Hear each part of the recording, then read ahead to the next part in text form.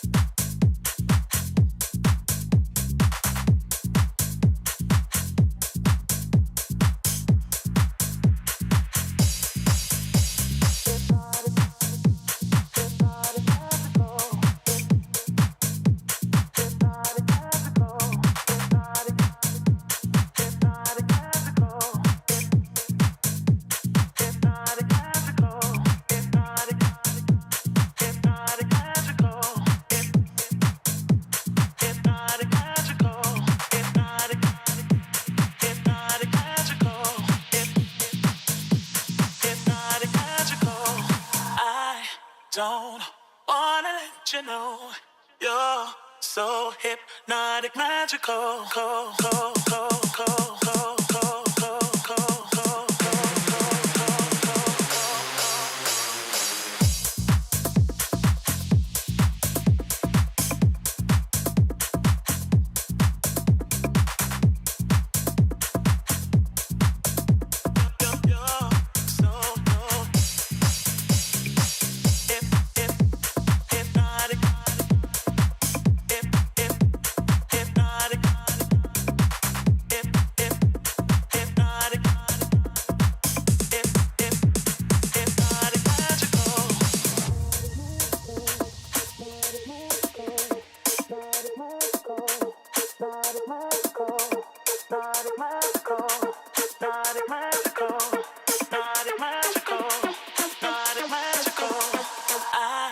Don't wanna let you know you're so hypnotic, magical.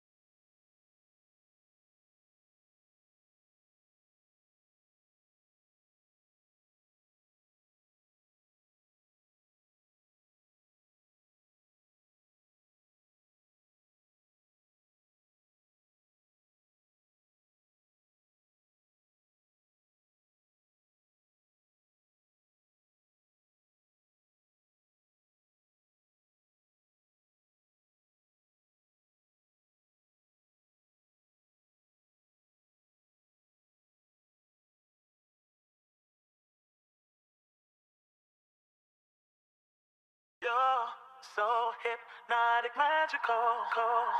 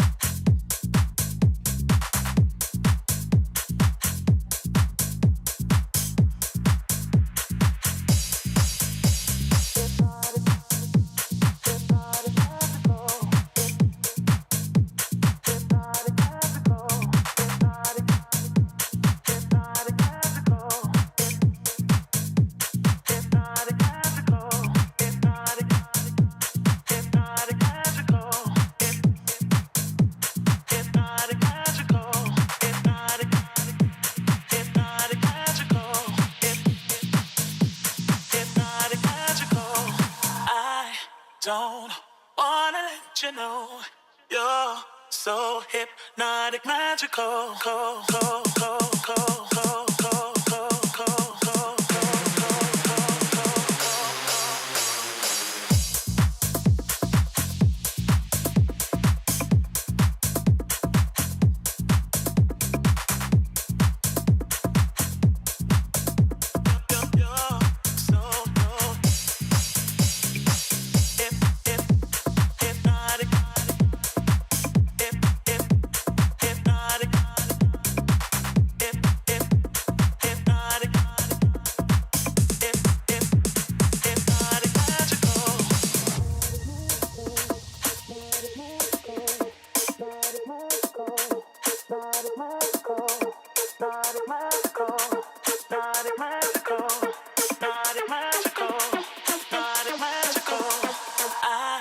Don't wanna let you know you're so hypnotic, magical.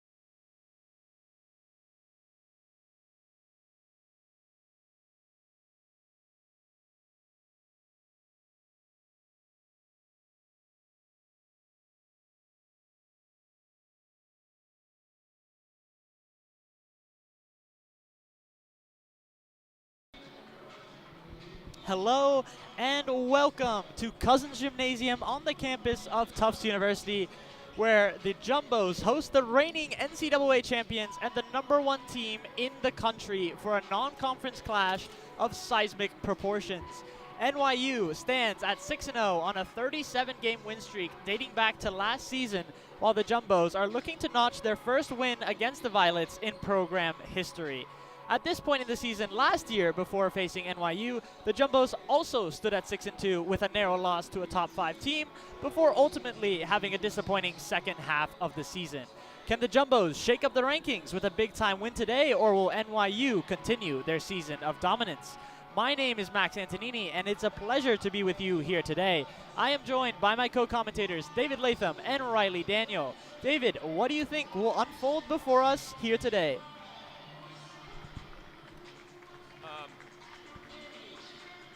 Listen, this is the best team in basketball right now. We'll get to the graphics in a second, which will show you pretty clearly what we're talking about. And the level of, it's almost dynastic on this team that it's been over the last 2 seasons. So I have to say, the Jumbos have their work cut out for them this year, but as we'll also go over in a few moments, they've shown some promise in the last 2 seasons in this game. I mean, the star of this NYU team, Natalie Bruns, played her highest minutes of the season last year, 39 against Tufts. There's a reason for that. So far this year, the way they've been winning games, she's basically only had to play 20 minutes. That says a lot. This is a Tufts team that has the potential, but basically everything has to go right for them today to take down the Violets. Yeah, I could not agree with that take more, David. As we look at the matchup history, you have to remember these are 2 matchups that have been relatively close until they've gotten away a little bit late. Yeah, so looking into those past 2 matchups, we had in December 2022 the first ever matchup between these 2 sides. Pretty comfortable win for the Violets by a margin of 20, which also had a 25-2 second half run. So it's one of those where NYU completely ran away with, and Tufts did manage to make some progress, losing by a lesser margin in 2023, hosted in New York City. And again, that featured a late run for the Violets. So will it be more of the same here today? Riley, let's look into the late collapse. Yeah, it really has been the story of this matchup through the 2 times we've seen it so far. You look at that game 2 years ago here on the Cousins floor, it was a very competitive game for 2.5 quarters, and then NYU team just ran away with it late. Last year was even more competitive. It was a 1-possession game with 30 seconds left in the 3rd quarter. Maggie Russell gets called for an offensive foul, picks up her 4th. She goes to the bench. By the time she comes back on the floor, Jumbos were down 14, were never in that game the rest of the way. And really, that has kind of been emblematic of how NYU has looked for the last 36-plus games. The second you make a mistake, they will make you pay. Looking into those 36 wins, as you mentioned, NYU have really been on a roll. They have. When you look at 36 wins in a row, you're thinking, all right, they're good. But this team is unreal. 34 of the 36 wins in this streak have been by double digits. And we'll talk a little bit more about the start to this year. But just to think about that, running through the NCAA tournament, winning 5 of the 6 games by double digits, and every game this year, they've won by at least 29. So this is a team that went unbeaten last year on the route to the national title game and might even be better. It's a team that you could say are even allergic to losing. David, what can you tell us about that? Yeah, I mean, it's almost too many stats to go through, but every one of these is pretty unheard of. They're 6-0 this season. They've got all 25 number 1 votes between the committee that comes together for D3 hoops. Their average margin of victory this year is 44.7. They over double their opponent's scores. They're scoring around 93 points a game. Last season, they were 31-0, obviously undefeated, so that makes you NCAA D3 champs and UAA champs. Hard not to win a championship if you never lose. Their last loss was to Transylvania, as you can see at the top, 638 days ago in the 2022-23 Elite 8. And that means that 13 players warming up in purple right now do not know what it feels like to lose a college basketball game. I can say the same, but I've never played a college basketball game. Right. That myself as well, Riley. Yeah, something we all have in common. Certainly a lot on the line, as you mentioned, and we'll take a quick look into the double-digit scorers on both sides of this team. Obviously very strong squads. Yeah, so both of these teams have 2 double-digit scorers. On the Tufts side, it's Sofia Gonzalez. She's got 12 points per game so far on 3-1-3 field goal shooting. Not her strongest 3-point season so far at 2.92, but she's been pretty efficient from the line at 800. And Monet Witherspoon, the freshman for the Jumbos, with 10.6 points per game on more efficient 4.63% field goal shooting, 3.91 from 3. So she's gotten a lot of consistency this team so far. We'll be back after the anthem to bring you the opposite side for the Violets. Stick with us.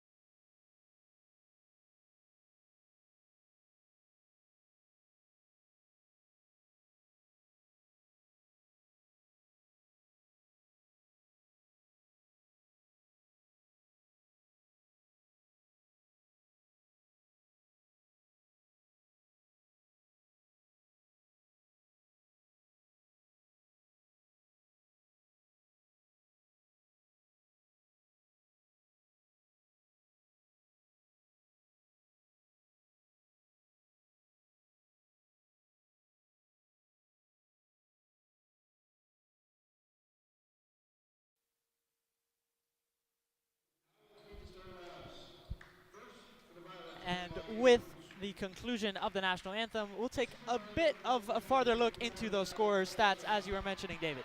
Yeah, and then on the other side for NYU, Natalie Bruns and Belle Palekia have been your two top scorers so far at 16.8 and 15.7 points per game respectively. And their efficiency has been, once again, remarkable. 603 and 679 from field goal. And for Natalie Bruns, 933 free throw shooting percentage. Her three-point hasn't been as efficient this season, but the free throw shooting has been pretty dialed in. And they're also deep down the bench with scoring. 6 players who are getting over 5 points per game right now. That's impressive, but I think really when you look at those two for NYU, it's amazing the offense-defense they provide. When you look at someone like Natalie Bruns, the D3 Player of the Year a year ago, she is the offensive soul of that team. Then you look at Bella Palekia, 3-time UAA Defensive Player of the Year, the only player in UAA history to win that award 3 times. So the Jumbos not only have to figure out a way to solve it offensively, they got to figure a way to shut down this NYU attack. And with that NYU attack you were mentioning, we saw the starting 5 announced. Pretty standard stuff. The likes of Palekia, Bruns, Bachelor, Behar, and Pepper, as the Tufts lineup is announced as well. Pretty standard stuff from what we've seen for the rest of this season. And it will be Sofia Gonzalez, Monet Witherspoon. Oh, Hannah Kelly, I didn't see that. That's new. Annika Decker and Sarah Crossett. So any insights into that, you'd say? Well, I can tell you it's a well-deserved move. It's something we have criticized Jill Pace for, is not giving Hannah Kelly enough playtime, because she's been dynamic on the court, a positive plus-minus in every game she's played this year. Finally gets a starting lineup spot, and I think that's big because she provides some shooting, 42% from deep on the year. So she's an ability this Jumbos team has to space the floor a little bit more, draw this NYU team out, and maybe look to then attack at the rim. Yeah, Riley, you mentioned your efficient shooting. Three-point shooting also something this team has struggled with a lot this season. Even players who historically have been solid from outside, struggling to find their hand through the first 8 games. Kelly, on the other hand, shooting at a 46.2% clip from deep so far. She's brought them some efficiency from the outside the arc, and they could use that, as you said, on the starting lineup to space the floor. So with the introduction of Kelly, that means Sophia Davis will head to the bench as we tip off here in Cousins. Will be Pepper to start us off. Thing to know, NYU has not trailed for even a second at any point this year. Will be Palekia. Outside to Behar, the transfer. Used to play at D1 school Lehigh. Kicks out to Pepper for 3. Off the rim, gets the bounce. NYU starts us off with the scoring, and NYU take that early lead. Yeah, I mean, you mentioned Behar. This is a team that lost some really strong seniors last year, but being able to add not only a new freshman class, but also a player who shot 49% last season and started every game with the D1 program really boosts your roster. Cross's shot rims out. NYU on the attack now. Bruns kicks out. Sorry, I misspoke. More of a 6-man for that team, starting 6 for 22. There you go. Bachelor, 3 attempts, no good. Gonzalez will take us up the floor. Out to Annika Decker. Big comeback for her, returning from ACL injury. Good hands there. Will be NYU ball. Turnover there from the Jumbos. Bachelor, very tenacious there on defense. Not surprising, NYU, a team that averages forcing 32 turnovers a game. 20 of those are steals. Palekia now, guarded by Decker. Trying to find some space. Dribbles around, double teamed. Kicks out, Behar for 3. Off the rim, rebounded, NYU. Little floater, and will be 2 more for the Violets.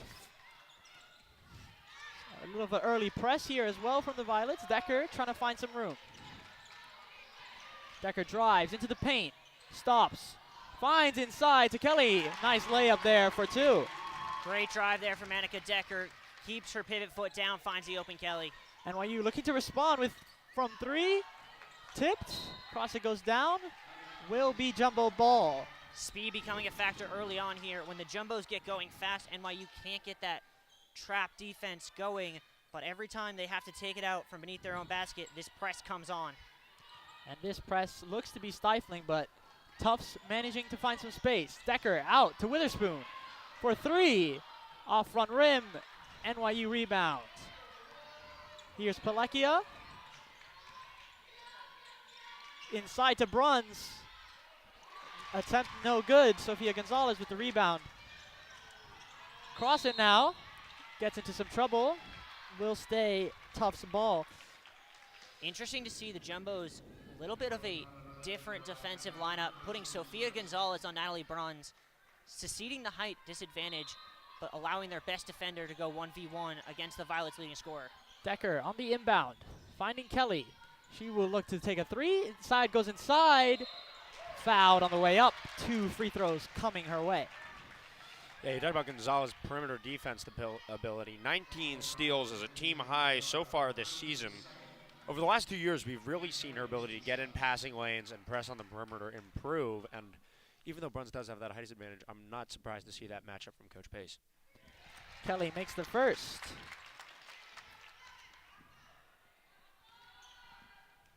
And we mentioned that margin of victory, 29 points is the lowest total that NYU have won by.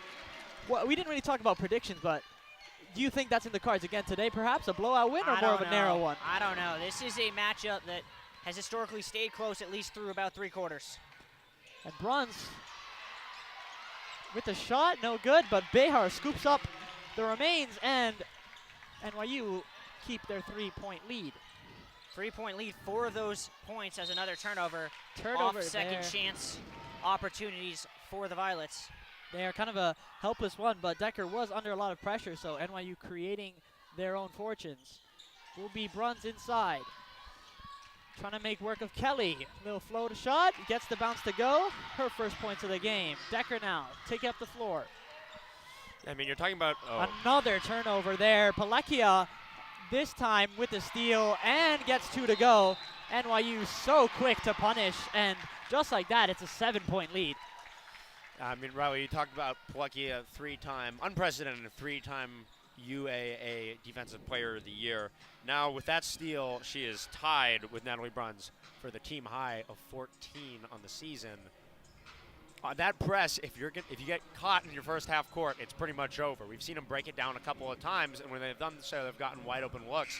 But this is a team that forces double the turnovers they give up, and it's mostly because of this sort of 2/3 court press they put on. I mean, it helps the way they're shooting the ball at almost 55% on the year. When you get that basket, it allows you to set up that press so much easier. And really, the Jumbo's only real success getting through the press is when they're taking the rebounds and looking to run. When they have to take it out from their own end line, they are struggling to get through this press right now. So Tufts creating some difficulties for themselves early on as Witherspoon, again, so many violet shirts around her, but will draw the foul there. It's one of those games where you kind of have to create your own fortunes, and any mistake that you give up will be absolutely punished. As we know, this is the #1 team in the country. Nothing gets by them easy. That is a 3rd team foul already on the Violets, so the Jumbos doing a good job getting NYU in a little bit of foul trouble early. Yeah, could be another good source of points as Decker now finds Kelly. Witherspoon, the freshman, she's looked bright so far this season. Out to Kelly for 3. That will be short and picked up by Batchelor. Tufts with a little press of their own, but will instead cause a foul. First team foul for the Jumbos today. Jumbo's going to respond with this end-line inbound going into their zone press themselves. Yeah, perhaps a bit of discussion there on that quick timeout from Jill Pace. Now, inside, finds Behar, but picked up by Gonzalez. Good work from her. It's a second steal from Gonzalez today. So good work from the senior guard out of Glendale, California. Here's another senior guard in Annika Decker. Passes to Gonzalez. Quick shot, off front rim and out, collected by Batchelor. Yeah, you mentioned the steal. I mean, this is an NYU team that gives up under half of the turnovers that they create. And so far, Tufts has looked good on the perimeter defense, creating those problems. But where they're giving it up is on the second chance points and on the offensive rebounds. That's one area that NYU, despite their height, usually hasn't been much better than teams this year. They're winning the rebound battle by 2 boards a game. For them, that's nothing spectacular when you're winning by 40. So Tufts needs to follow up this solid outside defense with some rebounding, because so far on the perimeter they've looked good. During those sequence of free throws, Annie Espesi checks in, as well as Sophia Davis. So two new faces to get their first minutes. But as you're mentioning, the rebounds, Tufts leading rebounder Caitlin O'Boyle is not in a regular part of this starting five, at least in the early lineup. So it's one of those where Tufts have to figure it out early on, and then hopefully wait for O'Boyle's height to play a factor later on.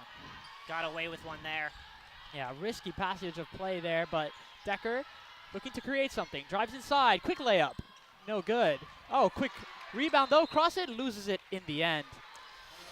Yeah, you mentioned O'Boyle leading this team right now in rebounds and blocks, so they need that post presence on the defensive end, but also by far the team leader in offensive rebounds. She's somebody who crashes the glass on her team's offensive end, and they might be looking to swipe back some second chances. Turnover back-to-back for Tufts and NYU. You thought Tufts could make something out of it, but the Violets scoop up the error. So will be Bruns kicks out to Pepper, short. Gonzalez scoops up the rebound. She is second in the team in rebound, so nothing new there for her. Quick three, short. Cross it, rebound, and one. No. On the floor. That is a On tough the floor. call. Looked like she had gotten it off in time, but referees disagreed, so we'll stay on the floor. Tufts ball. Jumbos will be shooting the rest of the way in this first quarter. So Caroline Pepper now out of the game. In is Eden Williamson. Annika trying to find some options. Decker finds Davis in the end and will lead the team from here. Calling a play out. Guarded by Palekia. Gonzalez. Inside, another turnover. Williamson now, her first minutes, but another back-to-back turnover. Gonzalez in for cross it. Travel called. And another turnover. Yeah, crowd not happy about it, but that is the right call. Sarah Yeah. Crossett a little too excited to go up with that layup. Seems like she got tangled by the pressure, and will take a little rest as well, as Kaylin O'Boyle, as we mentioned, will get her first minutes. 12-4 the score with 5 minutes to go in this first quarter. Palekia, long pass ahead, finds her woman, and that's easy money for Natalie Bruns. Yeah, Bella Palekia knew it's Sunday. She had to show off the arm. And that was a heck of a toss to punish the Jumbo's lack of attention even farther. O'Boyle inside the paint, no good, too much on it. And Bruns double teamed, manages to find her all-conference teammate. Inside, Behar gets the foul, but no and one. Will be 2 free throws. NYU have looked absolutely devastating on the floor here today. They have the way they can go from 0 to 60 so fast after grabbing a rebound. I think I counted to 3 before that rebound was grabbed, and then it ended up in Behar's hands, and now she's at the line. Now she's at the line looking to make it even more of a margin. That we mentioned, that margin of victory has looked so unfathomable at times, but this is how they do it. Yeah, I mean, Riley, you mentioned how quickly they got up court. The outlet passing on this team is absurd. They get the ball, they're immediately heads up on a swivel over the head looking for something. That's how they go, as you said, Max, on these massive runs that we've talked about and which has been the death of Tufts the last 2 seasons. Annika Decker looking to go on a run of her own, but tosses it over the head of Annie Espesi. So Tufts really not looking the better here, as NYU now have that 11-point lead. During those free throws as well, Annie Ryan checked in, so perhaps we'll see more of a switch up of the backcourt. Famously sister of Tufts great Molly Ryan. Yeah, it'd be nice to see Annie Ryan get some looks. She's the one who could get the Jumbos back in this game in a hurry. She is probably their best spot-up three-point shooter on the team and has really excelled from the corners. Had a couple big runs, including 3 3-pointers down the stretch against RIC last Sunday to help put that game away. And RIC, that was an impressive victory, absolutely. And last year is one of those teams that Tufts fell to in their season opener. So, but as I mentioned, Tufts at this point of the season last year were 6-2. So, will it be a change of fortune though against NYU? Gonzalez looking for another steal there on the logo. Behar with a quick 3 off back rim. Fighting for it is O'Boyle. She'll get the rebound. Looking to find her guard, and Decker is there for her. Quick pass. Great Pushed out. hands there from Behar. Seems like the Violets just have a better understanding of where those passes are going to and can get their hands on it. Yeah, I mean, for Decker, one of the most secure ball handlers and passers around the perimeter on this team. The only player besides Annie Ryan with more assists than turnovers right now, and far more of both. She's one who needs to tighten in those passes because usually she's the best player they have swinging it around on the outside. And another turnover there. That seemed to come off the foot of Gonzalez. So another easy giveaway for the Violets. Now Mary-Kate Fahey into the game for Behar. Fahey, one of the best three-point shooters on this Violet side. So look for her to get some looks outside the perimeter. Yeah, I mean, believe it or not, three-point shooting hasn't been super high for a lot of the top players on this team this season, but she's been 9 for 18, And 9 for 19, sorry. Yeah, just as you said it. Just as you say that, another turnover. Ooh, big jump from Oboya, has to stand in place. No foul called. Palekia looking for options. Inside, Bachelor, nice scoop layup. And this run just continues to go on. Especi will be the one to try to take it up the floor. Gonzalez into Decker. Back to Especi. Gonzalez. Jumbos look without answers right now. Yeah, everything they are trying seems to be stopped almost instantly or given away right back to the Violets. Gonzalez, quick three. Front rim, no good. Palekia, guarded by three Jumbos. Bachelor with some pace. Out to Bruns. That height of Bruns denied by Gonzalez. Big time block there from her. Gonzalez keeping it going. Out to Decker. Thought about it. Back to Gonzalez. Guarded by Williamson. Now Especi. Decker for three. Bang! There it is.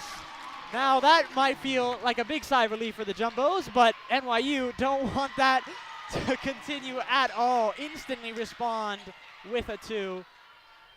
And the Jumbos just got to keep it moving. Decker for three. No good. Williamson. This is a very high-flying, fast-paced offense from the Violets, something that Meg Barber, I'm sure, has taught in her many years of dominance. Bruns with the layup and one. I mean, you mentioned a Bruns and one, and Coach Barber, a little fun fact, Natalie Bruns in their last game got her 1,229th point, surpassing her coach's number 10 all-time NYU scoring spot.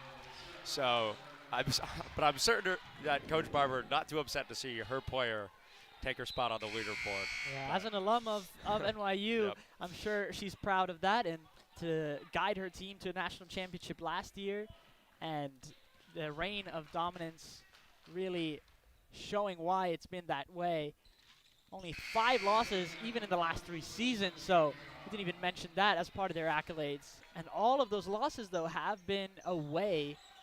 So perhaps a little note of inspiration for the Jumbos, but they're not doing themselves any favors.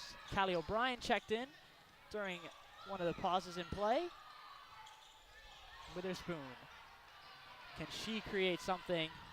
Especi for three. There it is. Tufts up to 10 points. The 3-ball seems to be working at least right now. And now you got to D up, because after the last one, when they score in 4 seconds, you just lose all that momentum from a hit three. And that's another momentum killer, as you're mentioning. It's one of those where, with a margin this big, you kind of need to have those big runs. And Annie Ryan responds, another three. Jumbos might have fixed their three-point shooting in the last week. And that's something that really gets the crowd going as well when the shot from deep is working.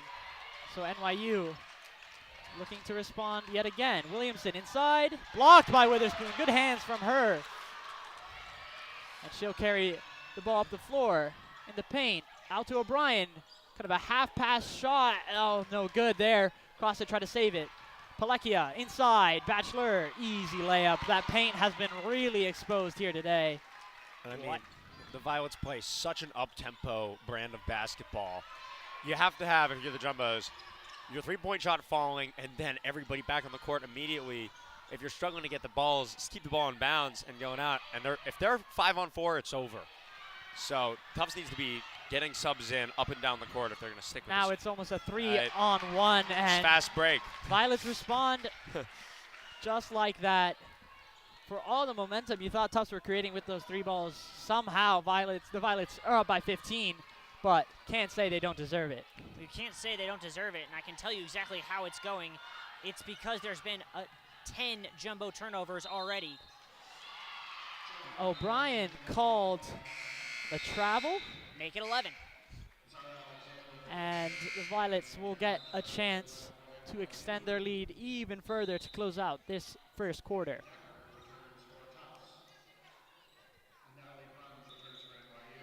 Alexander looked to be ready to play, but instead not the case. So 5.8 left on the clock. Will be Pepper to inbound. Finds Bruns.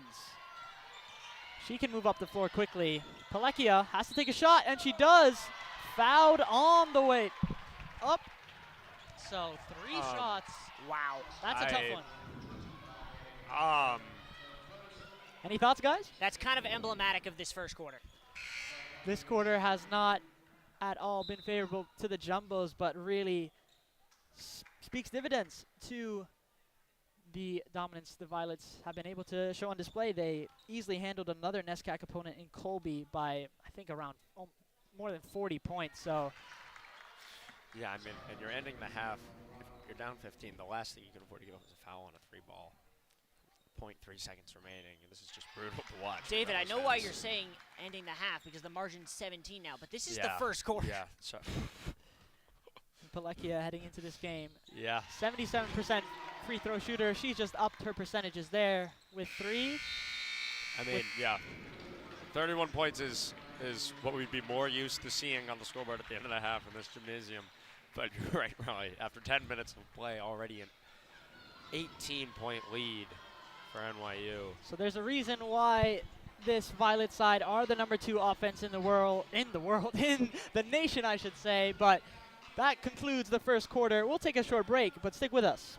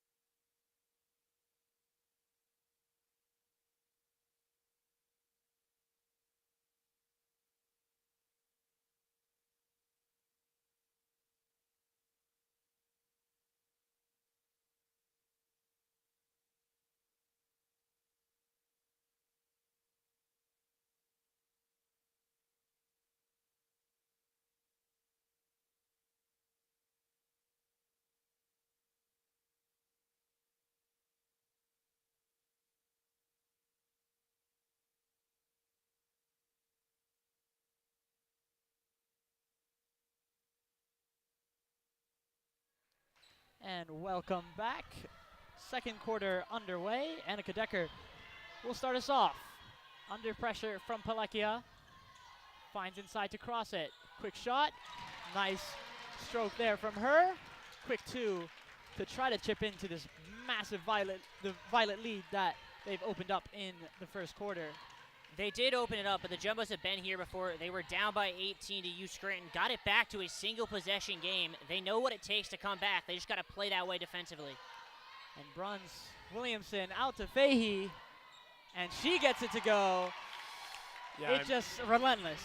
Despite how far they went down the first quarter, their one saving grace was the poor 3-point shooting from NYU, 1 for 7. If they start to turn it on from deep, it's going to be tough for the Tufts to get back in this game. I think Mary Kay Fahey may have seen that stat and decided to respond in a big way. So 3 on the board for her. Decker hasn't had much luck finding options today. Inside to cross it. Almost a wild shot there, and another wild shot from Witherspoon. Shot clock will go off, but the Violets will continue. Decker's the only one in the paint. Annie Ryan has to foul, and will stay here. I mean, there's nothing Annika Decker could do there. All isolated. Sarah Crossett, really the only big on the floor right now, having to try to create a shot of her own, but can't get back in time to do her defensive duties. So will be Williamson now. Out to Pepper. Inside. Williamson thought about it. Out to Fahey. Fakes. Now Palekia. Moving spin move up off the bottom of the backboard, but still NYU ball. Williamson. Quick shot. No good. Cross it. The rebound. Decker finds Gonzalez. Has a bit of space. Long cross-court pass. Witherspoon. Called out of bounds. Another unnecessary turnover, and the Jumbos really making their lives difficult. If I'm Jill Pace here, I almost think about pulling Sarah Crossett and going 5 out, because this NYU team's just running the floor at will right now. Maybe you bet on the fact that they can't shoot right now and try and just outpace them. Yeah, really. I mean, but then at the same time, I think if NYU sees you go 5 small, then they have guards on this team who are 6'2", 6'3". They push down low and work you in the paint. It's kind of pick your poison against the Violets. There's not a whole no lot weak you can point do in their game. So Kelly checked into the game. Decker with those 4 turnovers in the first quarter really cost the team any early momentum they try to create. But Gonzalez with the 3 shot, no good. Rebounded, cross it, also no good. Fought for by Bruns. Batchelor finds Palekia inside. Out. Charge. Good draw there from Decker. That's what Annika Decker can do. Even though there have been multiple games this year where she has not gotten on the scoreboard, she has been a Jill Pace starter for 3 years. Why? Because she brings things on the defensive end that are just not statistically calculable. Yeah, sometimes it's those intangibles, as you're saying there. I was about to use that word, Max. Yeah, stats lie, as do lack thereof, and that's a way she has those impacts, making high IQ plays on the defensive end, drawing charges, getting up in passing lanes, creating harder shots for players on offense. That's a tough call. That is a really tough call on Sarah Crossett. An offensive foul there on Crossett, not quite as dramatic as that one that Decker drew, but nonetheless, Violet ball. Fahey with some quick handles. And for someone that has never started a game, she seems like she deserves that spot. Really quick with the ball. Alexander, quick layup. Hope she's all right. Took a bit of a tumble, but Decker now guarded by Alexander. Jumbo's got to play faster. Yeah, not a whole lot of time, it may feel like, when you're down by this much, but that's a good way to do it. Sarah Crossett, quick 2. Fahey. I say this sometimes, that one's straight out of the textbook of basketball. That's your perfect drive, draw 2, slip pass. That's the kind of thing they need to get going if they're going to turn this around on offense. And good hands there from Kelly. Almost looked to be a steal, but trailed out of bounds, so NYU will keep it. Out to Bruns. Thought about a shot. Working Crossett inside. Out to Pepper for 3. No good. Witherspoon with the rebound.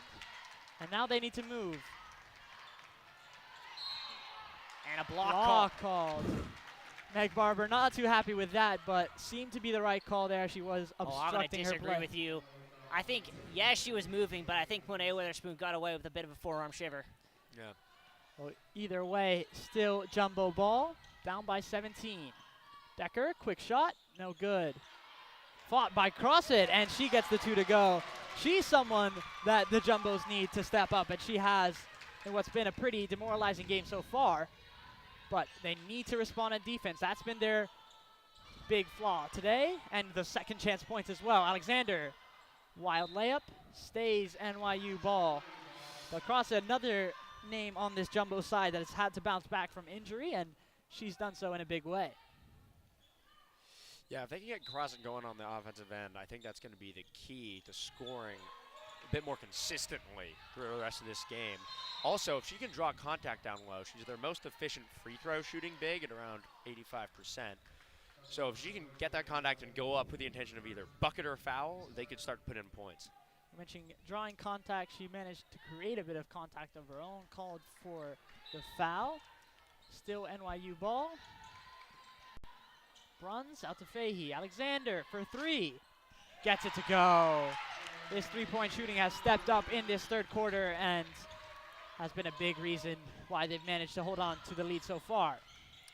Alexander notching her first bucket from outside on the season. Nice bounce there for Kelly to get it to go.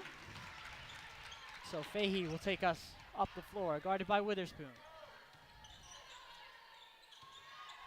Williamson. Now Bruns, the National Player of the Year last season, guarded by two.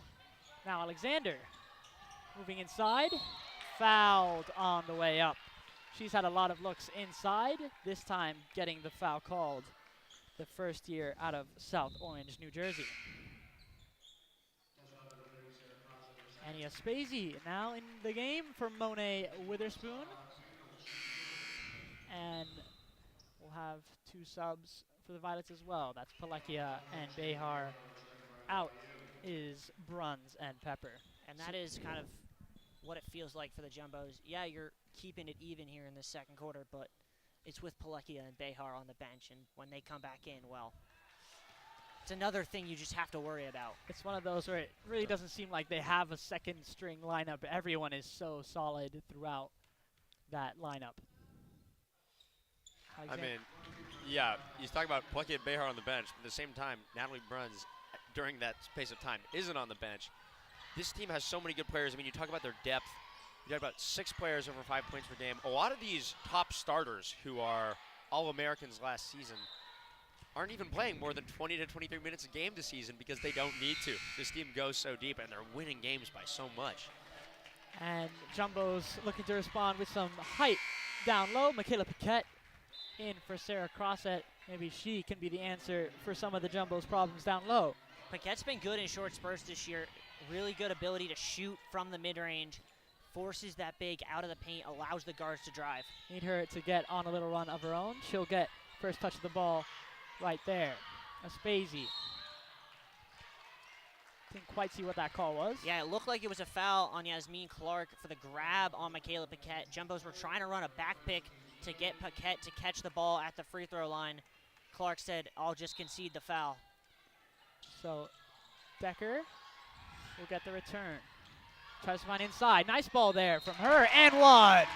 Gonzalez is pumped up, and that was a nice find there from Decker, the biggest playmaker on this side, you could say. Yeah, and a great backdoor cut from Gonzalez. I mean, she reads Behar, has her eyes on Decker, looking to come and give the double if needed, and then she makes the smart play backdoor. So Gonzalez will get the chance to make it a three-point play with the free throw. 80% free throw shooter heading into today, and shows why that is.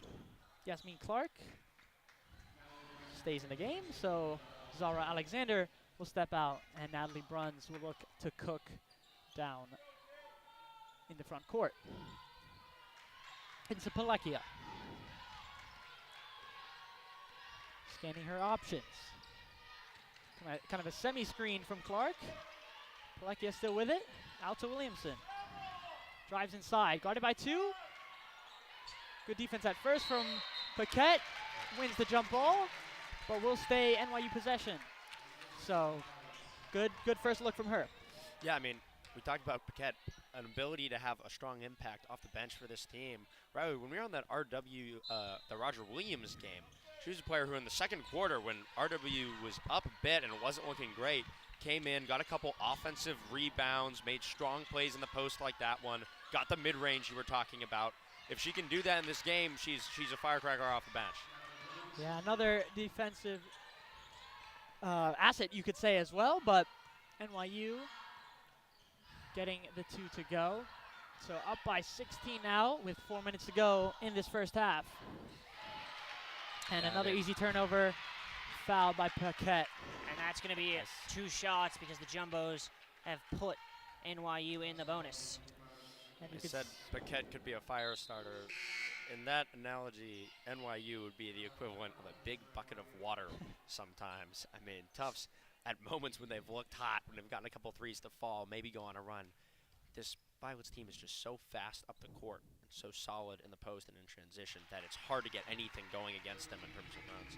Yeah, very good comparison there for any sparks that you're mentioning Yeah. that seem to be lit by any of these Jumbos players instantly put out as Fahey gets 2 more to go and brings the lead back to 18 as we enter this second quarter with. So seems like the Jumbos were making some progress, but no longer the case. Aspazi with the handle out to Decker. Trying to find someone inside. Needs to be more off-ball movement. She can't do a whole lot before, but Hannah Kelly blocked big time by Bruns. Scoops up the rebound. Paquette, big time. That's the 2 to impact we're go. talking about. And good tenacity there from Kelly following up on that block and made something happen. Paquette also making something happen of her own. So good sequence for them, but have to kill any Violets opportunities as well, as they've done. Managed to respond almost instantly throughout this game. Bruns inside, guarded by Kelly. Seems to be a mismatch, and that's exactly why. Bruns, no chance for Kelly, you could say. Decker stops on a dime. Kelly, quick shot off the side of the rim. Paquette fighting for it. And jumbo ball. And again, Michaela Paquette putting the effort in on the offensive boards gives the Jumbos another possession. And that's all really you can ask for when the margin is this big. Just possession after possession, try to keep it going. And Annika Decker will try to keep it going here today, but almost stripped there by Palekia. So quick. That is on what those Belpalekia steals. does on the perimeter, as we said. Decker for 3, short. To win Defensive Player of the Year in your league 300 times, but that includes in her freshman season. I mean, And there's a reason we've done it 3 times in a row. It's because as an underclassman, that's so hard to do. And, I mean, you see why. She's so tenacious on the outside. And for a conference as competitive as the UAA, I mean, really Yeah. goes to show the level. Pretty much rivals the NESCAC as well, 2 of the most elite conferences in D3. And I think big reason why we have these 2 teams on display here today as travel called. Jumbos will get a bit of a respite. So, as we mentioned, yeah, this weekend is the UAA at NESCAC Classic. We have 2 more games of men's basketball between those 2 conferences to come after this one concludes. So, plenty of basketball to be played at Cousins today. I think that's going to be a blocking foul against NYU. And, well, Meg Barber is not making friends with the referees here today. She's not happy with the way they're calling it. Bit of a frustrating one there, kind of came out of nowhere, but will be in the bonus now for Tufts as well. So Sofia Gonzalez will get 2 attempts from the stripe. Doesn't get the first one to go. Callie O'Brien now in the game as well, the grad student. Yeah, Gonzalez has been pretty solid from the free throw line so far this season, as we mentioned. You had to say that as she misses both. Sorry. Unfortunate there. My bad, Sophia. Should have knocked on wood or something. Yeah. But yeah, I mean, against this team, you kind of have to be mistake-free for 40 minutes. And that's a big mistake there. Fahey had And- so much time there to cut inside the paint and found easily by the Violets. Gonzalez trying to take it up the floor. O'Boyle out to O'Brien. Aspazi, good handles there. Tries to shake off her woman. Kelly has a time to think about it. Instead, goes inside. Quick floater. Unfortunate bounce. Fought for.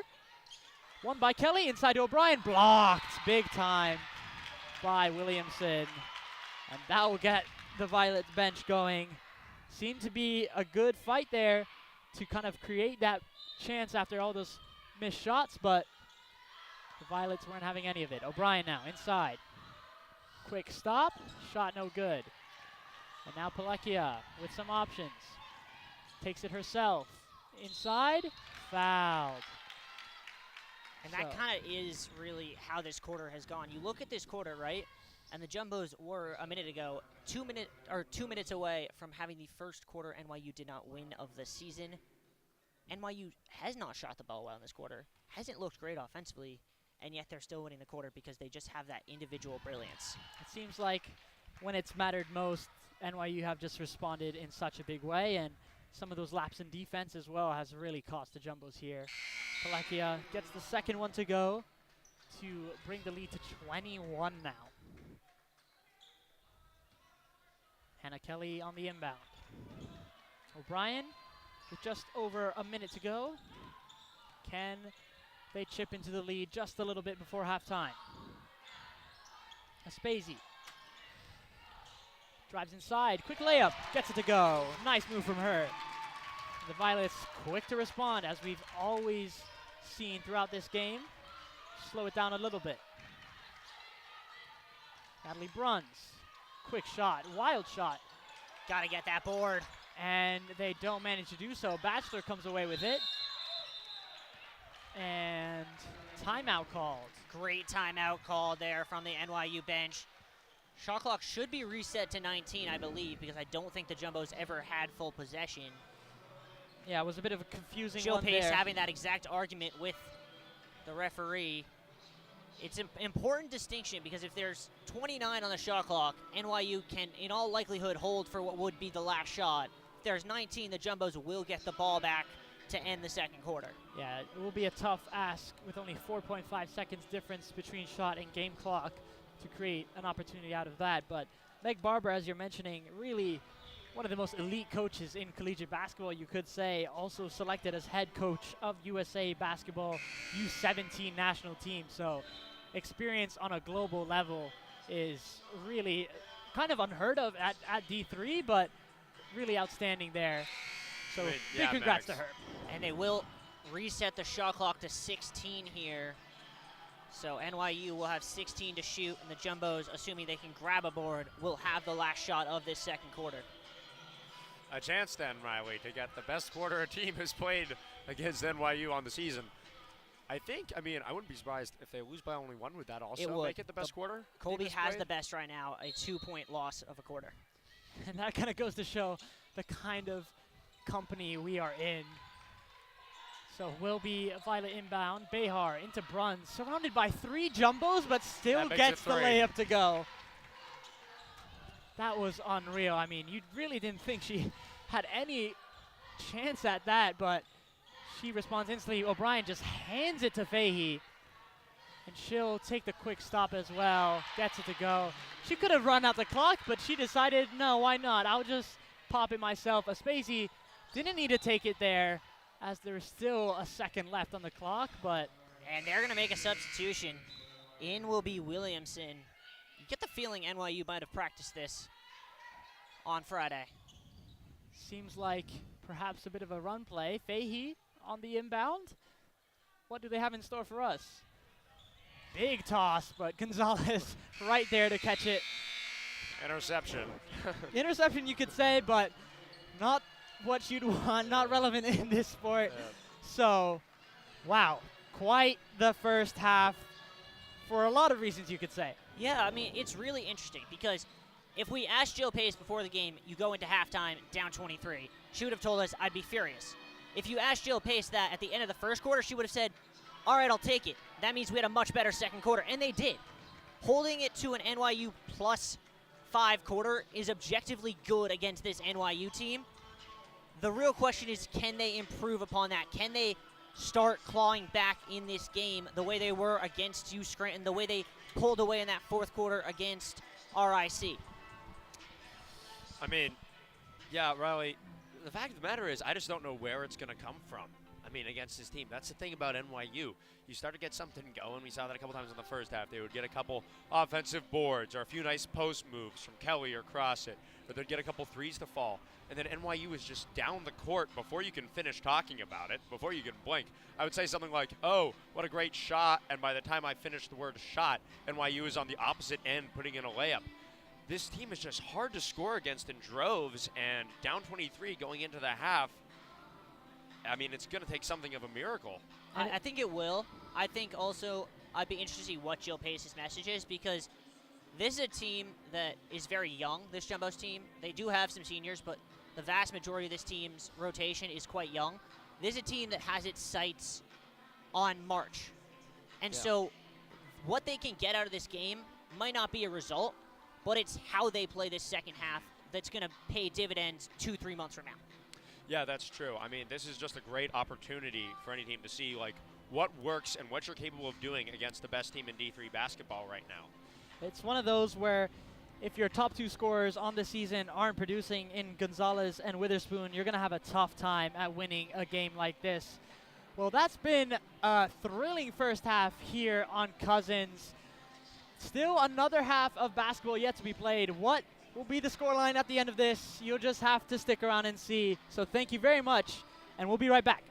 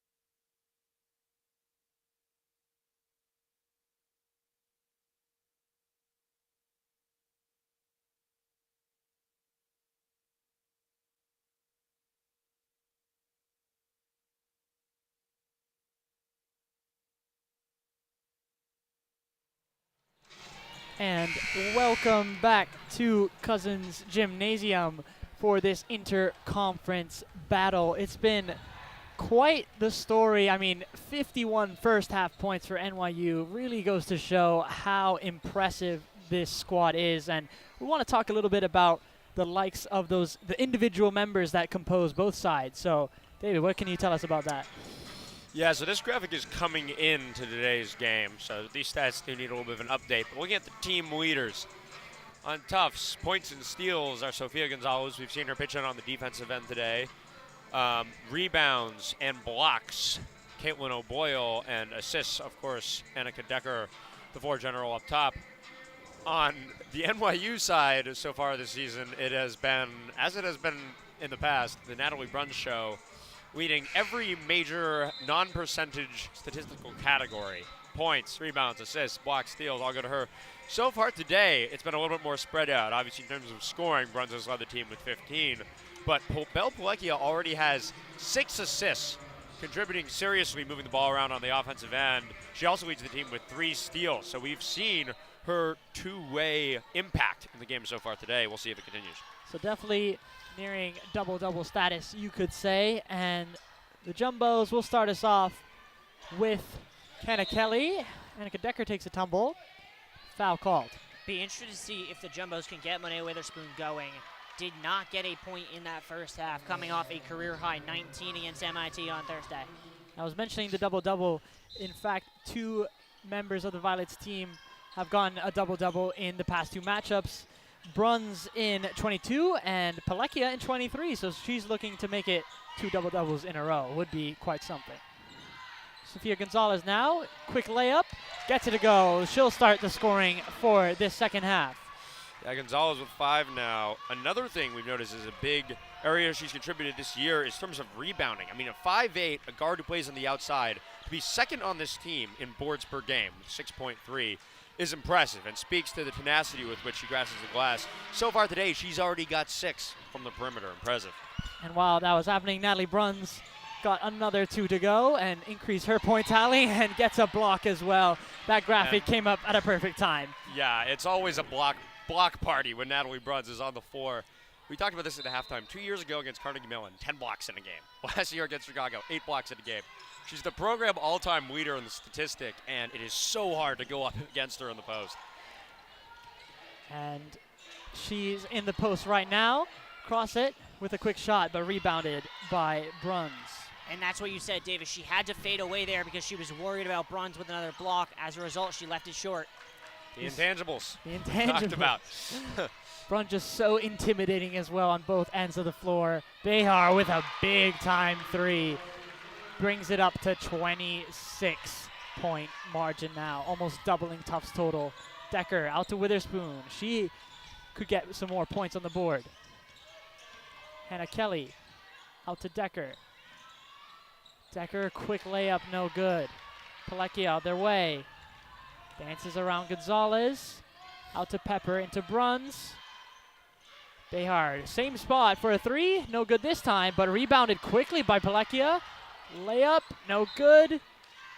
Cannot tell you how lucky the Jumbos are to be bailed out on that possession. Yeah, I mean, it was close on that second one. One thing you can't be doing is giving up to Belle Palekia 2 rebounds in a row on the offensive end, where one of them bounces on the ground before she gets it. The Jumbos got to clear the glass in their own end better. And it was kind of shocking, you could say. Palekia only 5'8", still manages to do such a good job on those rebounds. Decker trying to create something. Cross it. Quick shot. Off back rim. Rebounded by Behar. And She loves that shot from the elbow. Usually pretty efficient there. Can't get it to go this time, but Palekia hounded by 2 Jumbos. Shot. Gets a shot. And the foul call. No, they're going to call that travel. No, on Palekia. travel. I see. we've seen a couple of those today. On usually the 2 so far I think have been for Tufts, where they draw a lot of contact, but before it they see shifting feet and go the other way. Jumbo's going to go 5 out Yeah, here. you were Sarah mentioning cross it off. Yeah, perhaps a change You of tactic. called it earlier, Riley. Maybe he had a little listen in to the team talk at halftime. That pass from Decker almost hit Kelly on the way. Aspazi, no good. And Batchelor so quick up the floor. Bruns inside. Behar has so much time to get that one through. And that's the kind of the weakness of the 5-guard lineup. That's what the other thing we talked about earlier. It's pick your poison with this team. They see you go small ball. That's what they're going to do. Decker inside. Bruns trying to cut it off. Kelly with the nice throw up shot. Yeah, Hannah Kelly with 8 now, leading the Jumbos in scoring. Once again, has been a bit of a spark for this Jumbo squad. And let's see if that spark can continue. Bachelor for 3, no good. Behar quickly taken, charge. Jumbos Good got draw. away with one there. Annika Decker absolutely got hit, but she was 100% inside of the restricted area. But it's not going to matter because they called it a charge. Called it a charge, and Tufts will call a timeout for a quick break. I mean, NYU, you think there's nothing you can do, and for any opportunity that the Jumbos look to create, whether it be a big lineup, small lineup, has just been absolutely snuffed. So we'll take a quick break during this timeout. Stay with us.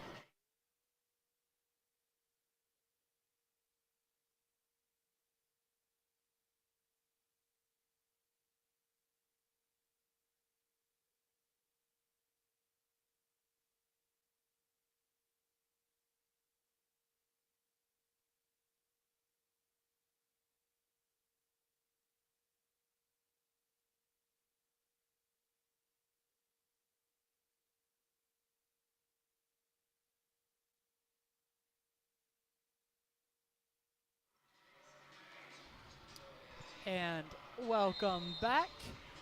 We now welcome you back to Tie Court in Cousins Gymnasium as the Jumbos look to respond to the Violet domination, but that is not a way to do it. Bachelor with the steal. Bruns, quick shot, no good. Aspazi trying to go the other way. What a cross. Gonzalez, quick 3. No. Kelly, or Decker, excuse me. Needs to reset here.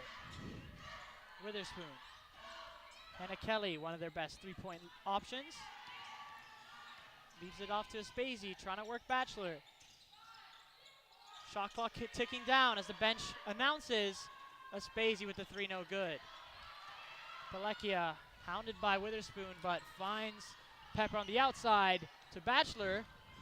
Wow, good move there. Completely drew in Aspazi, and she had the easiest of layups there. Had me sold. Yeah, it's a great read by Bachelor. I mean, she sees she has the open shot, but she also sees that Aspazi has no time to make the closeout, uses her momentum against her, and it's a solid drive. It's one of those where this Violet's team is just able to see things that other people can't. Coach Barber maybe has a magic oracle on the bench over there or something, but they seem to have eyes in the back of their heads sometimes. Palekia sure does. Certainly a magic team this is, and that Palekia layup brings the lead to 30. Hannah Kelly, Decker beats the backcourt violation. Gonzalez, long pass to Aspazi. Bachelor reached in a bit too much, so foul called. 3 team fouls already, but with 5 minutes to go, you think they need to draw a bit more fouls to get into the bonus. So 2 subs now, Sophia Davis and Caitlin O'Boyle. So returning back to that big in the lineup. Decker, quick shot, no good. O'Boyle followed it up, rebounded. Witherspoon for 3, still nothing. O'Boyle, good rebound, still nothing. 4 consecutive shots, 4 consecutive misses. Really, really draining if you're the Jumbos here today. But just like that, the Violets saw their weakness in the paint and continue to deliver, officially doubling the Jumbos total.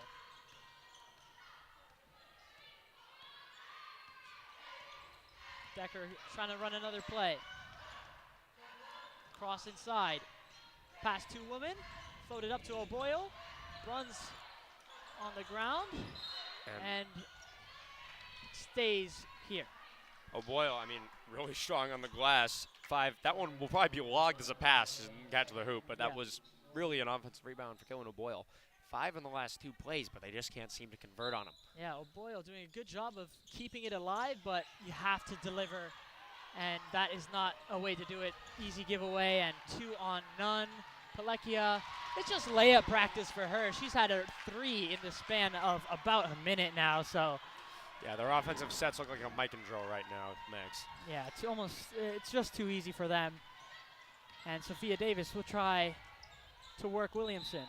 Travel called, yet another turnover. And we talk about that all the time on this Cousins court. You hear a little foot shift, everybody's going to hear it. It's a squeaky tie court, and these refs are not afraid to call those ones. So another turnover call. Stella Galanes now in the game.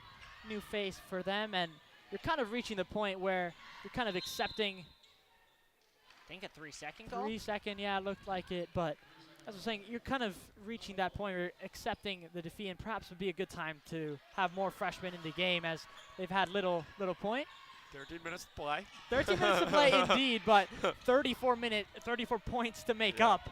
So. And I mean, to give some credit to the Jumbos, I think it's a compliment from this NYU team that Belle Pelekia and Natalie Bruns are still in the game. They usually only play 20 and 23 a game, so usually by this point they're pretty much retired, especially with this kind of lead, and they've already played 24 each, so. Yeah, this Jumbos. It's a big lead, but credit to the Jumbos for keeping the stars in. And Pelekia draws the shooting foul, and she'll look to rack up her tally even more. But yeah, as you were saying, obviously it's almost a good thing the starting 5 are mostly still in the game, as it's keeping it competitive. But for the Jumbos, their starting 5 have not been able to do the same. Pelekia with the 2 free throws. First one doesn't go.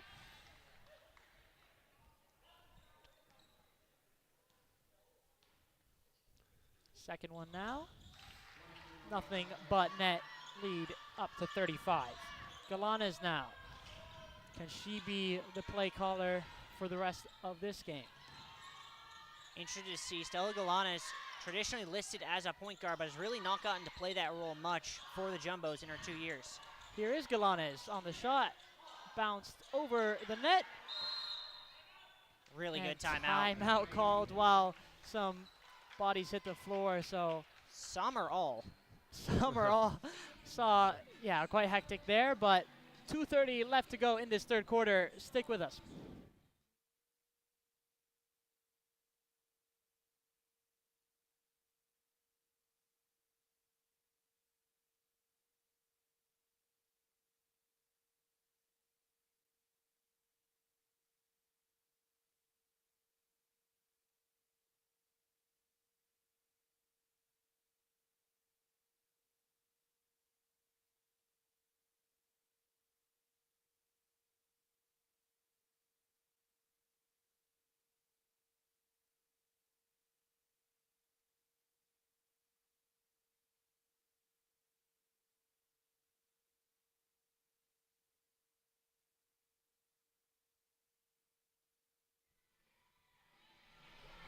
And we are back underway. Will be NYU possession, as they had called that timeout. So 2:30 left to go. Pelekia, all the big names still in this game. Fahey. Kind of surprised to see those names still in the game with the score being what it is. We have a new face as well, Maria Alvarado, now in the game, the 6-foot forward. So for any substitution that NYU makes, seems like the height is one factor that never goes away. Here's Fahey. Searching around. Inside to Alvarado. Fought for through the legs of O'Boyle. Williamson back to Fahey. Gets O'Boyle to jump. 3 to shoot. Williamson with only a second. Didn't seem to go off in time, but didn't even hit the rim. So will be a shot clock violation against NYU. Sophia Davis now on the inbound. Best defensive possession in a while for the Jumbos with this new unit here. And kind of a crazy sequence as well, through the legs of O'Boyle, but still managed to be NYU ball. It's kind of been that kind of day. Davis, layup, Charge. No good. Did kind of take a lot of the woman there on that drive, so seemed to be the right call, but another deflating blow if you're the Jumbos. Not at all a productive quarter for them. I mean, give the credit to the defender for getting the feet set outside the restricted area, very aware of their surroundings, and as we said, that's the kind of high IQ basketball that NYU plays. And kind of another indication of that high IQ basketball is free throws, getting to the line. And as I was kind of mentioning before, getting new names into the lineup will be Siobhan Stapleton, the first year, to perhaps play a decent chunk of time in this one. And Hope Nardoni as well gets her first minutes. One of the biggest members, one of the tallest members of the Tufts squad as well, so perhaps she can provide a different edge. Palekia gets the first one to go. She's up to 16 points now. Make that 17, equal with Bruns. Lead pushed to 37 now for the Violets. Here's Galanes. Witherspoon. Still no points on today. Kind of a stat you never thought you'd hear. She's going to change that. Oh, nice fake. Oh, she liked that. I think we like that as well, but doesn't get the layup to go. Nice little fake move. And I mean, great move from Witherspoon. Tufts doing all they can on the offensive end. Well, when you look at that play, I mean, look at the kind of off-ball defense that NYU plays. Tufts trying to get passes over defenders' heads on the outside. Mary-Kate Fahey is like locked onto her man like there's like an aimbot. I don't know what's going on there, but it's like there's glue on the hands of these NYU defenders. They're so hard to play against. Yeah, this NYU team, #1 team in the country, 38 straight wins now, assuming this doesn't change massively. And yet they're still locked in completely in a 38-point game. Yeah, Palekia Yeah. Again at the line. She's had an incredible quarter, even for her standards. So, and another steal and another easy layup. Just too easy for this team. It's like you said, Riley. And you're up 40, playing a full-court zone press and making steals on the logo. I mean, this is just a team that doesn't let up. And you can see why they've won so many games by such a wide margin.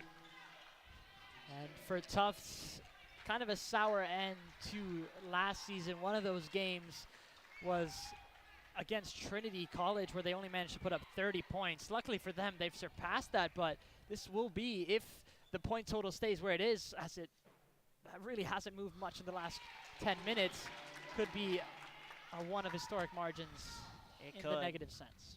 So Annie Ryan at the line. Only 1 of 2. And Mary-Kate Fahey guarded by Aspesi. Out to Williamson. Floated out to Fahey. Quick 3 under pressure. Foul called.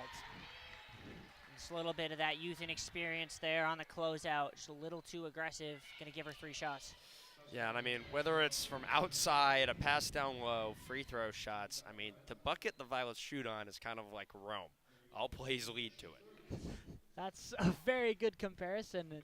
And this free throw stripe on the Tufts side has seen a lot of action so far. I think around 10 points have come just from the line.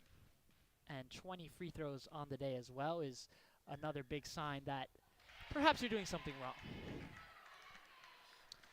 And with only 5 points this quarter, we mentioned the second quarter could have been one of the best ones ever put up against NYU this season, and this one perhaps one of the worst.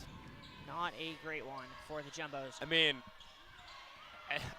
if you look at the games they've played this season, they have had worse quarters. They've had worse quarters. I mean, this is actually really just par for the course on what they do. I mean, their last game, 119 to 55.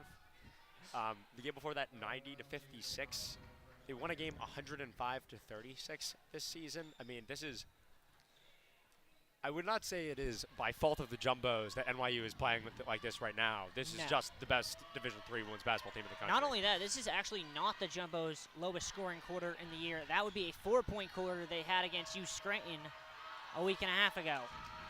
And it's something against those top-ranked teams that makes it so difficult.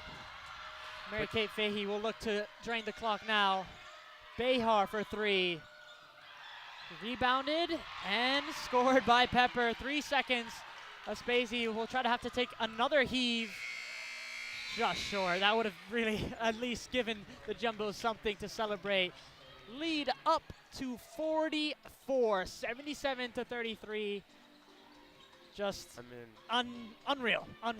Riley, I mean, you talked about that U Scranton game and how they had that rough quarter. We also talked about their comeback and the fact that they wound up losing to the number 3 team in the country by 3 points. With the number 1 team in the country, it's 44. I mean, that speaks to the gap between it's kind of Violets and everybody else. Yep. Tufts is a team that can play against the top teams in the country. We know that. I mean, we've seen from their play so far this season that this is a really solid lineup. But, I mean, this is different gravy. This is absolutely different gravy. What can the Jumbos at least salvage in this fourth quarter? We'll just have to see. Guess you'll stay with us as the Jumbos look ready to play, but Kind of shocked to see the starting 5 back on the floor.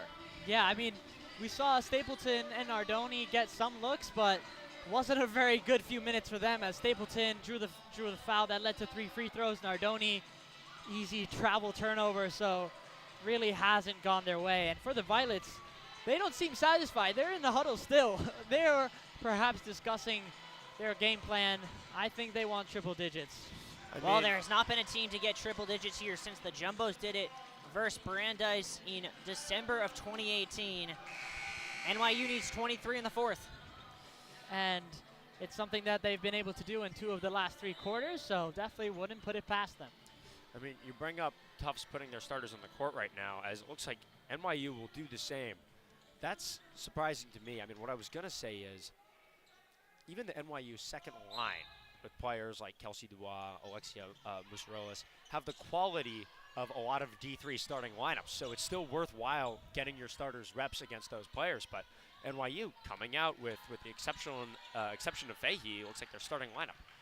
Yeah, a lot of the same names here on the floor. Brun's one of those. Foul called.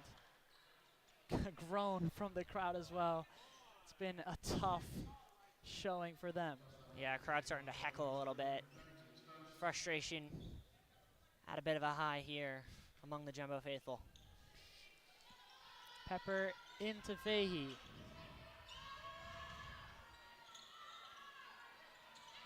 Pepper looking around, finds Bruns. Still in this game, surprisingly.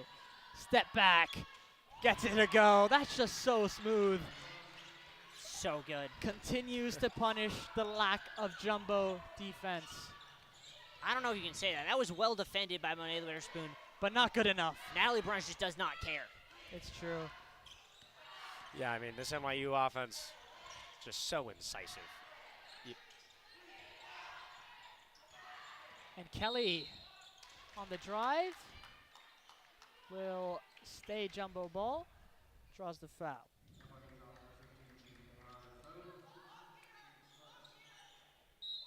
Decker on the inbound. Just keeps it herself. Asking Gonzalez to come through. Ooh, nice hum-diddly-dee from Sofia Gonzalez. A little no-look pass and draws the foul. At least we saw the no-look from Witherspoon. Some nice moves there, but cross it at the line for 2.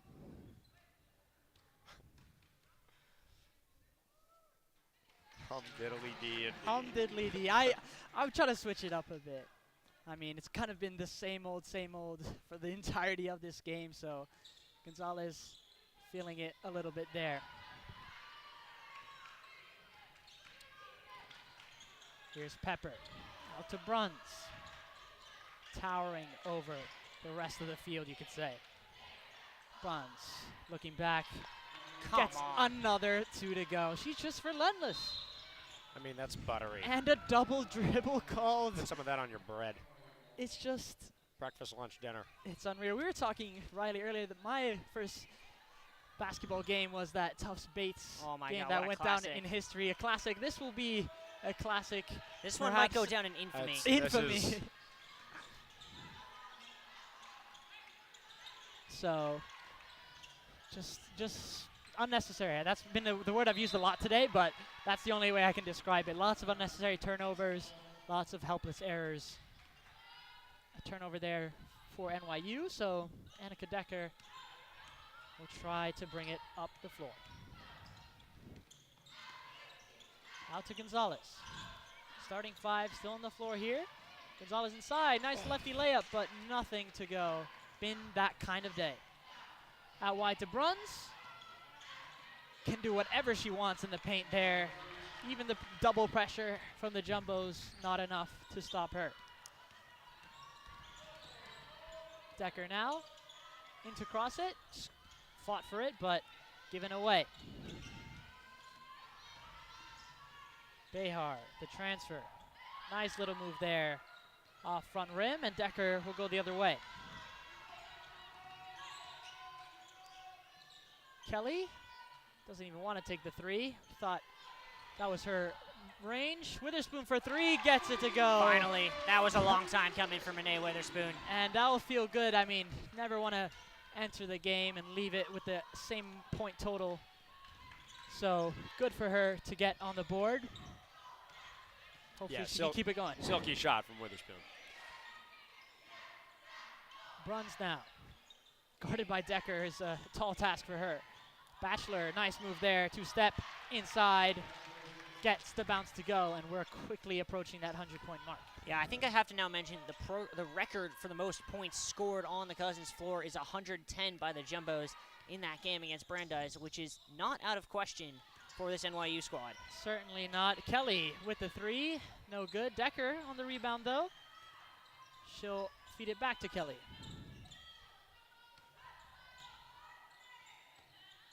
Gonzalez now. Drives inside, step back, stopped on a dime, Crosshead, good rebound. And she'll post 2 more. Cross has been really good today. 9 points now. And Pepper, so much time. Absolute money. Just these shots have looked so good from the Violets, really across the floor. So kind of no surprise there. 7 players waiting at the scorer's table to check in. Decker, nice layup, finds the space. Will be a timeout and 4 subs for the Violets. Hopefully we'll check in at the next resume in play. So nice, at least a bit of a, you can't say comeback, that's way too much of an exaggeration, but good effort there from the Jumbos. 5:57 left to go. We'll be right back.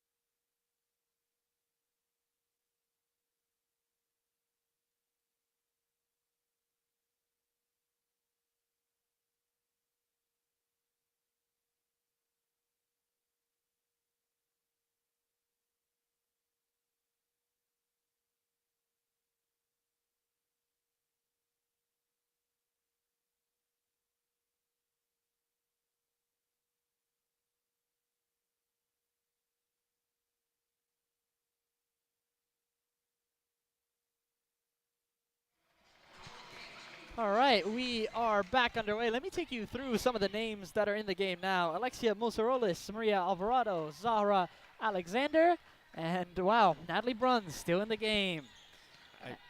I don't know. As well as Caitlin Kenny. Alvarado drawing the contact. Foul called, and for the Jumbos, Paquette, O'Brien, and Davis now in the game. So different look for them, but Annie Ryan as well for Gonzalez. Gonzalez coming out, really put in a good shift today. Had 6 points, or excuse me, 5 points, 6 rebounds, 2 steals, and a block. I'm wondering if perhaps it's personal for Natalie Bruns. She just has something against the Jumbos being asking to stay in this game. I mean, just there's no real reason, but she just loves the game, I guess. Don't hate the player, I guess. That's right. O'Brien out to Davis. Witherspoon gets Musarolas off her, but shot no good. over the back called on Paquette. I mean, yeah, this hasn't been sort of the trend or the strategy so far this season. Usually when they're up by this amount, Natalie Bruns goes off lower than half the game. She plays less minutes than Palekia, but they're up 47, 5 to play, and the D3 Hoops and WBCA National Player of the Year is still on the court. I mean, that sequence of play there is just shocking. You have Van der Maas now into the game. Missed shot there. Van der Maas was there to collect, and she brings the total to 90 now. Van der Maas, the freshman from Sydney, Australia. Some international hoops on display as well. Witherspoon. O'Brien. Tough shot. Paquette with the board. Fought for in the paint, and she'll get the foul call. Yeah, Michaela Paquette, in the short spurt she's been on the floor, has been a little bit of a spark for this Jumbo squad. Will be Claire Colkhorst as well. Some good minutes for her. Out goes Witherspoon. So tough situation to be in, obviously, for a chunk of minutes to play, but perhaps she can, make a bit of a name for herself. Yeah, 5 minutes on the season so far for Goldcourse, and this is a rough matchup to be going up against in your freshman campaign. Kind of thrown into the deep end, you could say. So Paquette You could. misses both, and the Violets will not slow down their play whatsoever. I mean, just looking to create at any opportunity. Had Van der Maas jumping for it. She wanted to look. She'll get that look. Goes She's going to want to apologize bit for asking for off that. target, though. Paquette kind of stranded here. O'Brien will get it. NYU still playing a full court pickup, up 49 with 4 minutes to play. Just never enough. Colcourse with some good speed there. Van der Maas jumped. Davis, nice cross. Up against Musarolis, gets her own board, gets fouled on the way up. 2 to come. Yeah, I mean, a lot of contact on the first one, but it would have been a little ticky-tack. You don't want to call it. And then when she gets it back and draws contact again, you're sort of left no choice. Yeah, the first one's the sort of one where you might get the call if it's a 10 or 20-point game, but you're not getting it in a 50-point game. Exactly. Sophia Davis now at the stripe for 2. Riley, you're mentioning the margin of a negative proportions. We might not see that today, but Sophia Davis makes the second. 48 now, the margin. Yeah, I think my only real question left is, does this NYU team cross the century plateau? Yeah, that's the only thing really left for them to achieve. Travel call, though, on Van der Maas.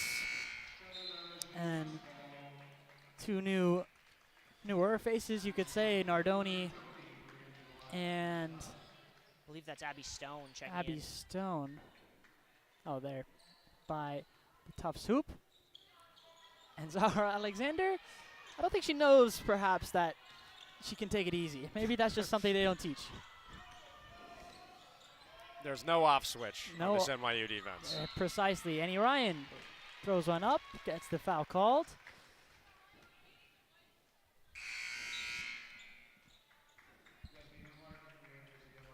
Alvarado will step out, and in comes Clark.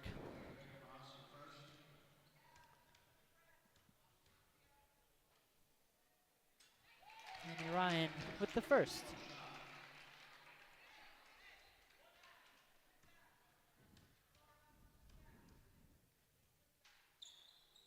And 2 for 2 there. Good production from her. Musarolis now. Guarded by Nardoni.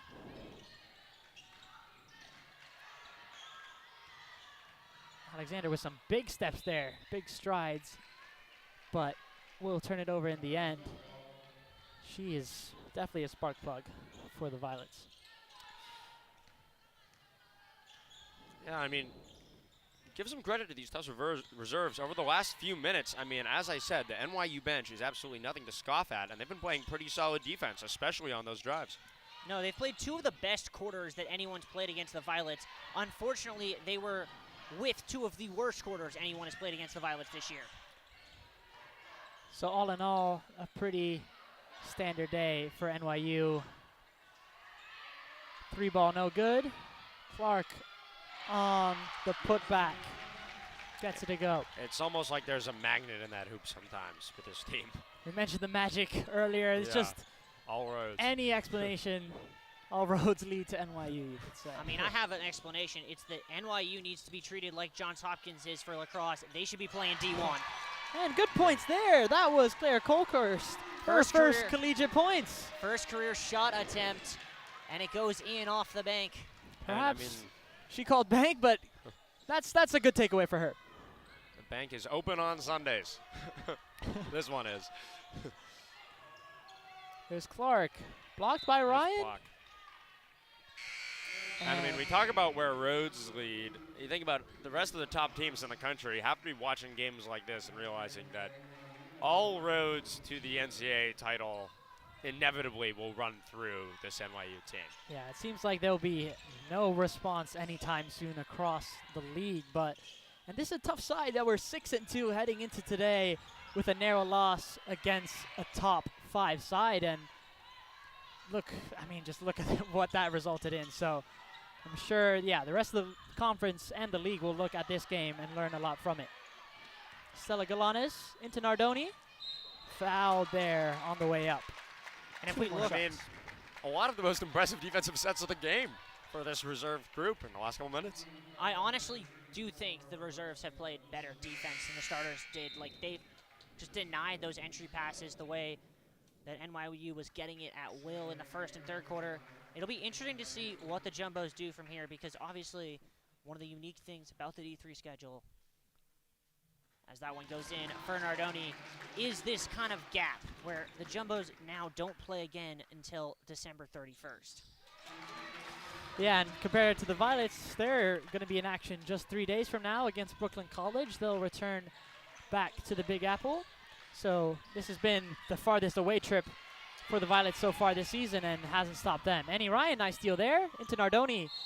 Lots of contact. Will be another opportunity to bring it. Once again, nice tough steal and contact on the other end. Yeah, perhaps these minutes really mean the most to the ones on the floor. So they've really, I think this is a good lesson for Jill Pace. Maybe trust against a tough opposition. Trust those that perhaps aren't in the 5 all the time. I got something to tell you. Currently, the Jumbos are down 1 point on this quarter. That is something. Could be evens. No, not here. Not now. Can the Jumbos at least win something out on the floor today? 2 missed free throws. Jumbos need to probably spend a good amount of the next 3 weeks working on their free throw shooting. It has been a problem all year. Yeah, you mentioned that pause in play. Fouled on the 3. And just as soon as you bring up that stat, it seems like everything shifts towards the Violets. So they'll have 3 more free throw attempts to go. But as you mentioned, Tufts will be in action next time out away against Ithaca College on New Year's Eve, and then followed it up by a January 1st matchup against Springfield College. So the Jumbos will have to take this game and kind of process it, digest what happened, and try to bounce back. We thought that heading into this one, the trend was kind of shifting in favor of the Jumbos. 20-point loss in 22, 16-point loss in 23, and this has blown everything out of the water. Siobhan Stapleton going to check in for her first minutes of the day.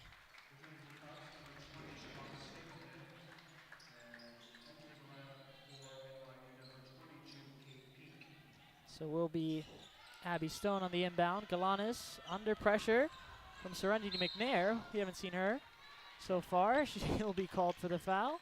Galanes going to be shooting 2. And for the Jumbos, perhaps that quarter mark is not yet out of the question. Galanes with 2. That one's no good. Well, if the Jumbos can't get the quarter mark, the answer to why it didn't happen is at the free throw line. Officially at around 52% now from the line. I mean, never a good mark you want to see. And more importantly, 7 for 13 in this fourth quarter alone from the free throw line. Serenity McNair goes up for it. That is a late foul call. Late foul called after she went to ground, but 2 more shots now. Seems like we're just going back and forth. Yeah, I mean, both of these reserve groups playing physical brands of basketball, starting to bring that intensity and show their value in these last few minutes, but it's leading to a lot of shots on both ends. A lot of shots on both ends. And from the stripe. speaking of shots, I mean, another stat to bring up, Tufts shooting 26 from the field. Never going to get you very far, but I think you can't really argue against that NYU defense, ranked number 9 in the country, so as we kind of said, not really a fault of the Jumbos, more just another reason to applaud the Violets. And that's an easy giveaway from the first year. Yeah, that's actually one of the more surprising things of today, looking at the stat line. Jumbos committed 13 turnovers in the first quarter, have only committed 11 the rest of the way, but just could not stay in this game. Yeah, that first quarter was really when it started to get away from them. Wow, wild block attempt from Colcourse. She tried to send that one to the moon, but the Violets to get a point out of that, to get 2 points out of that. And that, I think, will go on the board as an assist for Serenity McNair. The luckiest assist I've ever seen. Well, nice move there from Stone. No good. Stapleton can't follow up. As we head into the last 10, the Violets will finally take their foot off the gas as this one concludes here today. Not quite the 100-point mark for the Violets, but an absolute dominant win. 97-50 in the end. This is the #1 team in the country for a reason. It is, and I think they showed it definitively today. You look at the 2 quarters where this game was really decided. That first quarter, the Violets won it by 18, and then that third quarter, they won by 21. You look up at the scoreboard, it's a 47-point margin total. In the second and fourth quarters, the Violets won them by a combined 8 points. The problem was those first and third quarters got away, and they got away fast from the Jumbos. Yeah, I mean, when you look at the stat sheet, you don't really understand the dominance of this NYU team until you see them play. Tufts did what they could in a lot of segments of the game. You mentioned those 2 quarters that they really got away from them. They weren't really getting back in transition was one of the issues. They were letting NYU win the rebound battle. But really, it's hard when this NYU team has players that are both over 6 foot and so fast down the court. A lot of the best players in D3 basketball have one or the other. A lot of the stars on this Violets team have both, and that is just such a handful to defend, and I think it's why they're the #1 team in the country. I'm going to make a bold statement. This is not the worst loss the Jumbos have had this year. This was a better performance they put on the floor today than they did against Roger Williams. They came in, they played pretty well defensively. They just couldn't hit shots and really couldn't deal with that press. But if you look at it, NYU only shot 25% from deep. You hold a team that can shoot this well from deep to 25%, you have to feel good. There's some signs of progress for this Jumbos team to take away, but the real question becomes, I don't know if there's anyone in this country that can stop this NYU team from repeating with another perfect record. Yeah. I mean, I don't think there is, Riley. When we were watching in that last quarter, we talked about it. They don't have an off switch. It just keeps going all the way down this lineup. And I think if there's one really positive takeaway for the Jumbos, it's the way they played against this NYU second line in the last 5 minutes. I mean, they held them relatively even. They were drawing fouls on offense, getting steals, and against one of the best second teams in the country, if not the best, they deserve their laurels for that. And I think you're absolutely right. This NYU team is the team to beat, and that is no small challenge. So some positive takeaways for the Jumbos. Nothing new for the Violets. They move up to 7-0. The Jumbos fall to 6-3. The women's basketball team is done for today, but there's basketball action does not stop. We have Bates versus U Rochester coming up in about we'll say 20 minutes. And then after that, it's the Tufts Jumbos on the men's side coming up against Brandeis University. So lots to look forward to if you're a basketball fan here today. Thank you very much for tuning in to this stream. I'd like to thank the members of our crew, Catherine Burns and Ariel Weinstein on camera, Zach Klein directing a very good game, and my co-commentators, David Latham and Riley Daniel. I've been Max Antonini. Stick around for more basketball action, and as always, stay home safely.